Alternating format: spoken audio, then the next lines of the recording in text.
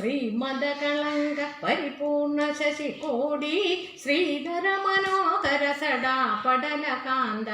पालय कृपालय भवान्मुदिनिमग्नं दैत्यवरकाल नरसिंह नरसिंह पादकमलावनद पातकी जनानां पादगदवानलपदत्रिवरगेदो भावन परायण भवार्तिहरयामां पाहि कृपैव नरसिंह नरसिंह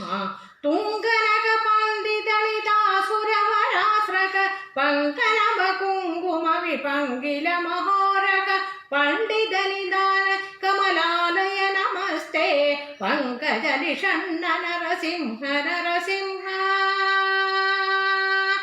मौलिषु विभूषणमिवामरवराणां योगयदयेषु जशिरस्सु निगमानां राजधरविन्दरुचिरं पदयुगन्धे देहि मम मूर्ति नरसिंह नरसिंह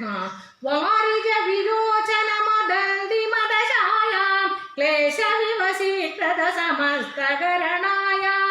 एकिरमया सगसरण्य विगतानां नादमधिरुह्य नरसिंह नरसिंह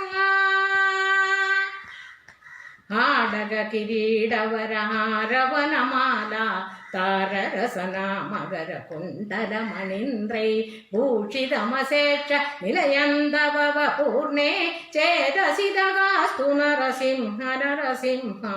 इन्दुर विपावगविलोचन रमायां मन्दिर महाभुजल षड्वररदाङ्ग सुन्दर चिराय रमदान्तै मनो मे नन्दित सुरेश नरसिंह नरसिंह